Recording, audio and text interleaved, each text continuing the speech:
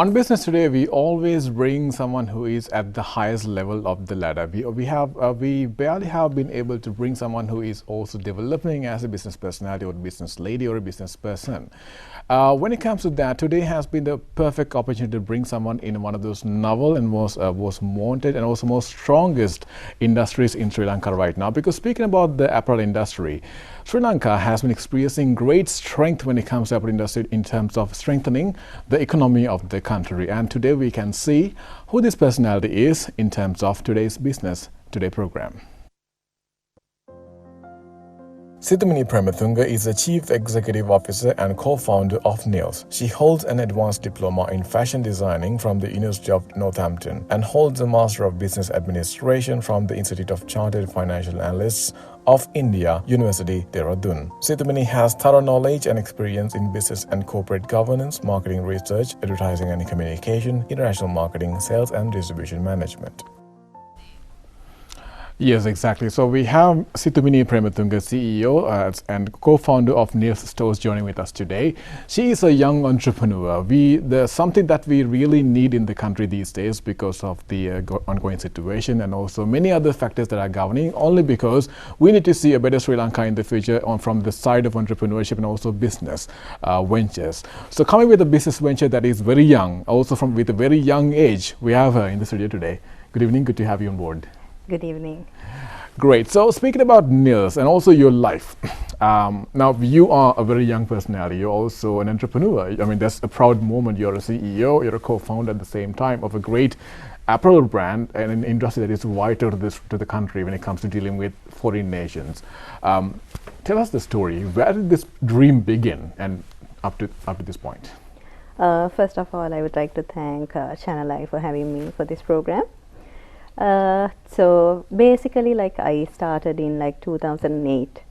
So I was actually working for the corporate world, and like I thought like I can do way better. Like that was like basically my dream from childhood. I wanted to start something of my own. On your own, okay. Basically, like I have seen my parents doing businesses, and like they had stopped like halfway through, and like I wanted to like rebuild that name. So that was there, and like I was like basically looking for an opportunity, and all of a sudden like I got to know that there's this shop which is available, and I thought, why not like give a try and see. Like I was like young, and I actually didn't understand like the risk of it, so I just went for it. And there was a friend who actually like helped me at the earlier stage with financing and stuff. So that's how I started, that's how I entered. And on the way, like there were like so many people who have like helped me out to like grow this business. Right, okay. So it's a very fresh start back in the day, right? But getting into the apparel industry, because there are big players, we all know that.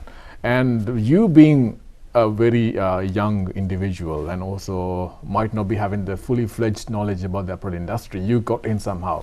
What are the sort of like the hurdles you had to face on the way here?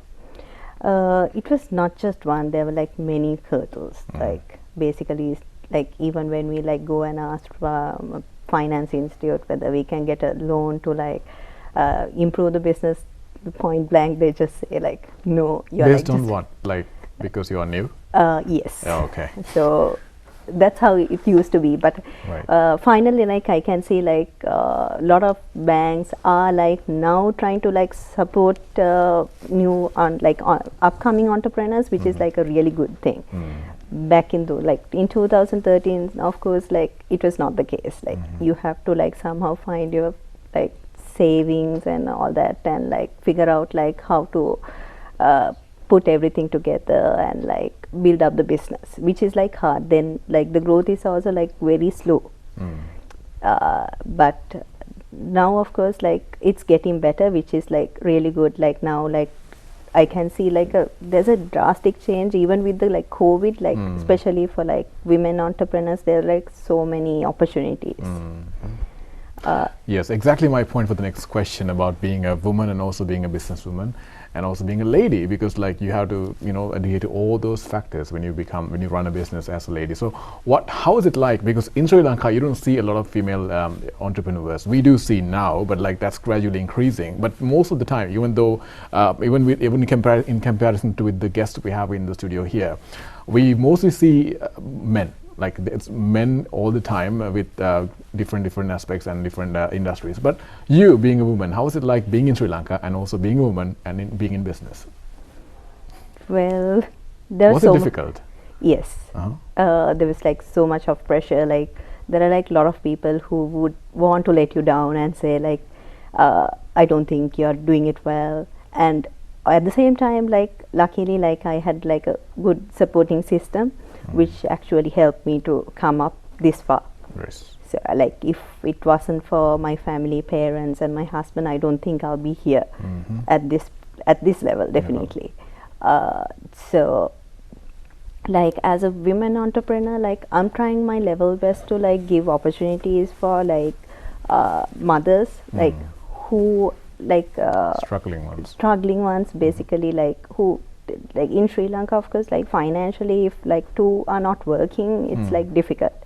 So we are giving the option of like flex time, working from home. Even before COVID, actually, like we had these options. Right. So which was like actually like they can work, but the timelines are like very limited. And if we are to get their best, like we had to be flexible and like give them options like to work when they want, kind of things. Okay, right. So fashion industry, apparel industry, they are both linked very well. Now you're also as someone who has studied fashion, has an understanding about how it works locally and also globally. Now, but we also have to adhere to Sri Lankanism, I would say. How do you view that factor? Because you have to compete, right? I mean, it's just not just in the country. You have to go out, and that's exactly what you also do as a organization. How do you tackle that?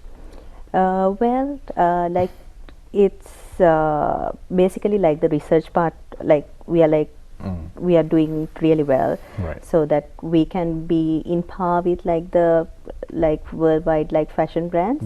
And we are trying to bring something new than like before like our competitors does.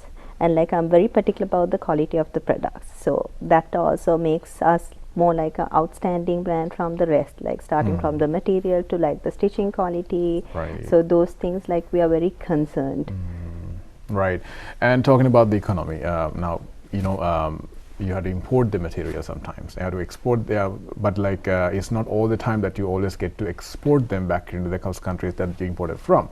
Do you plan on getting that done someday in the future? The export in the export market. We have already started.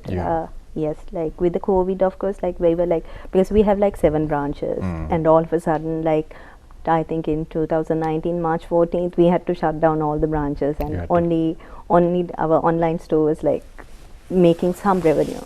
But we have like close to 100 people where we have to like pay them. So I was like looking at like all the other opportunities, and like we started like doing like small scale exports. And like it actually gave us like lot of opportunities to learn as well, like in like a small way, like when it's not like you do like 1,000 pieces and fail. We were like doing it in like very small scale, and like we could understand what they like, what sort of materials, what sort of cuts and all. So it actually helped us to blend. Like now, of course, like I can proudly say like we do a good like sufficient amount of like exports. Yes. Okay, exports as well. Yes. Right. So now this whole corona pandemic situation, it forced some of these businesses to cut down or lay off some of the workers. Did you have to go through something like that? Yes, we also had to go through something like that.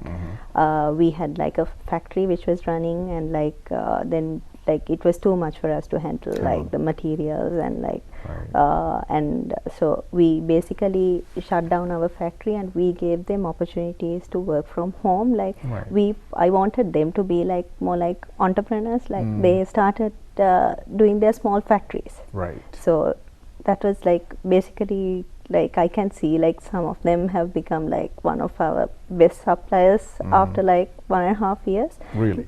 Yes. And they because they know our quality standards, like what our expectations are, and they basically knew our cuts and what we like and what our expectations are and how it needs to be packed. So it was easy for them to get adapted. Just that the volume wise, like they couldn't produce like in bulk. So for that scenario, it was like okay, because anyway the volumes came down drastically. Okay, right. So you said you started back in 2008, right? Yes. That's a very novel day, because novel year, because after the 30 years of war, you were just everything was just budding up, right? So you were one of them, but there was also already big players who are sort of like reigning the entire industry. You came new. How was it like to compete with them? Did you have to compete, or is it the competition still going on with the other budding up players right now? Well, initially, of course, I didn't feel that pressure, like the competition, because my main objective was to like survive and make it like to grow the brand. Was there a vacancy? Like, was there like a need, a demand for apparel? Yes, there was. Okay, so there was, okay, that's why there was no competition much? There was competition. There was, okay. But then again, like we were like not doing the products that they were doing. Like we were little different. Right. Like we were looking at more like a boutique kind of like a store. Right. Even though like now we have moved on to more like a retail chain, like at the start it was not like that. Not like that, okay. Yes, and it was like a very niche market that we were catering to. So people like lot of ladies doesn't like, even me for that matter, like I don't like to wear like what others wear. So basically I was trying to grow the business around that.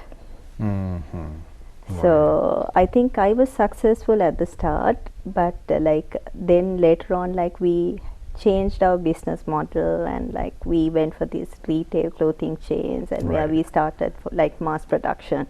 Right, okay. So that's how it moved on. That's how it became, that's how you tackled your competitiveness out there. Right.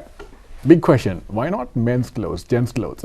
Because like that we see a lot, and then I think that's something that we see has a, I mean, always I notice like men's clothes always have like a higher price. I don't know why, maybe you can explain why, but why not that? Because I thought that has a better market, also the kids clothing as well, not just because Neil, so you know that it's focused mainly on women. So why not venture into that? Well, we have thought about it. Right. Like we actually had some plans, and with the COVID, of course, like we didn't want to do like any investments for like any new brands. So, but hopefully you will see some. I don't want to tell you that, yes, but there will be some upcoming ones very soon. Brilliant for those who are shopping and looking forward to shopping. Right, so these material costs, and also the fact that you are importing materials, and also versus that, the dollar, the unavailability of the dollars to import enough of materials. How are you facing that as a company? Basically, like luckily I have a good supply chain, so I'm not directly importing materials.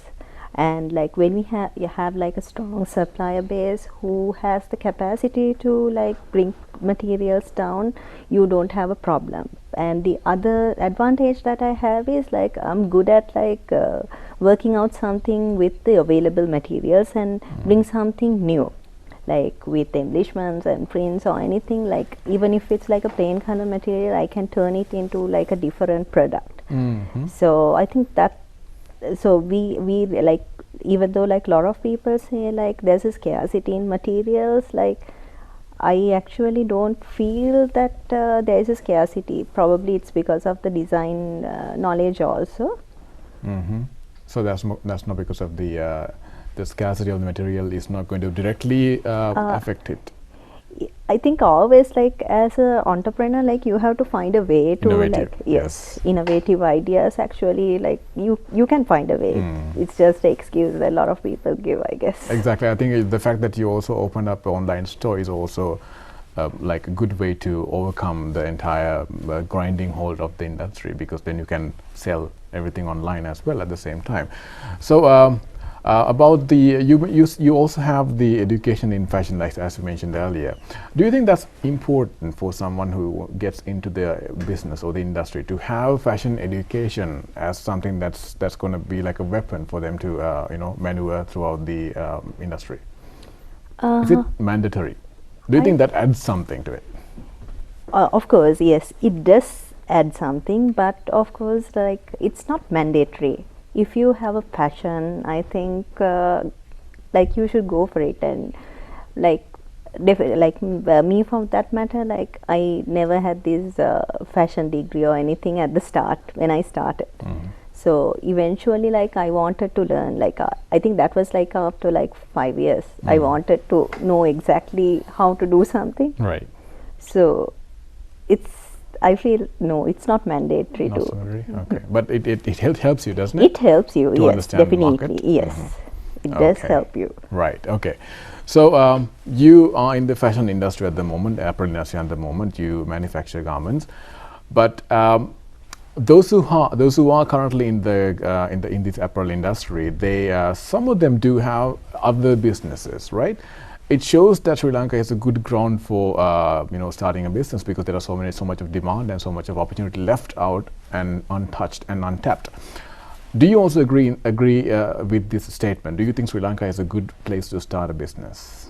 Yes, definitely. And like in Sri Lanka, I think it's easy to start a business. Is it? Yeah, because when we were like trying to export only, like we realized like how many things that they ask for. Like here, like if you want to start something, it's very easy. It's just that you need that liking, and like you have to start working towards it, and then definitely like Sri Lanka is the country to start something. Okay. Is it because it's easier to get things done, or why is it? Do you have a particular reason why is it? Or is it the customer base, or is it the market, or the recognition? It's easy to like start something in Sri Lanka. Okay. Like starting up is of course comparatively very easy. Easier than. Yes. Okay. Right. Another question now. Online, you said you switched to online, sales and online platform when it comes to selling your garments online, especially during the quarantine times, and we couldn't go shopping.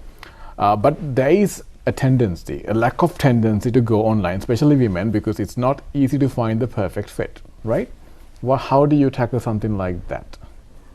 Well, luckily, like even before COVID, like we started our online store. Right. So we had that problem, and like a lot of customers were complaining like it's not the right size and all. Like so, then we figured out like how to like let's say it's size S. The next time also when they buy size S, it should be the correct. Proportionately, it should be correct. So we didn't have this size issue or anything, and like we have like a solid quality team who is like looking into those aspects from the sample development stage itself. So from there onwards, like we do the fits and all, like we figure out whether it's the correct fit or not. Right. So customers doesn't complain like yes, of course, like there are like They some do, but yes, like yeah, okay. but Right. 95% like the size wise, like we don't have that issue. Right. But a lot of ladies, like with the COVID and like all that, like they started changing their shopping behavior. So we basically understood like what their needs are. Like we were like more focused on workwear, but during that time we kind of like changed like what we offered. Right. Okay. So then you could be able to be versatile and fit into their needs. Yes. And so that you basically reduce the risks of getting things returned. Yes. Right. Okay. Another question would be, now you have all your stores in cities, like main cities and main places where you think you have the proper market and the customer base. Do you also plan on expanding yourselves to rural areas and to sort of suburban areas? Honestly, we have not thought about that like expanding to rural areas, but we do have like plans to open up like few branches within like the city limits, Right. because I feel like my target market is within the city. Yes. Okay, the crowd is different. Yes. Right. Because okay. we don't cater to like the mass market. Mm-hmm. Okay. Right. So, do you have any advices to be given to those who are upcoming entrepreneurs in the apparel industry? Yes. Start dreaming big, Mm-hmm. and even if you fail, it's okay. Like let it go and like start again. Right. So I think that's my advice for like all the new entrepreneurs So don't upcoming. give Yes. up. Yeah. Don't give up. Mm-hmm. And live your dream all the time. Yes. Brilliant. And you have definitely proven that, because you are now a CEO and a co-founder of Nails. Thank you very much for joining in. We had Sithumini Prematunga, CEO and co-founder of Nails Stores, joining with us today to speak about her business and how she, as a personality, as a woman, and also as someone who is in the industry when it comes to apparel, has become big and is still becoming even bigger and better to the export industry as well. Thank you so much for joining in once again. Yeah, and for our viewers, we'll be coming back next week with another insightful discussion on business today. Have a good night.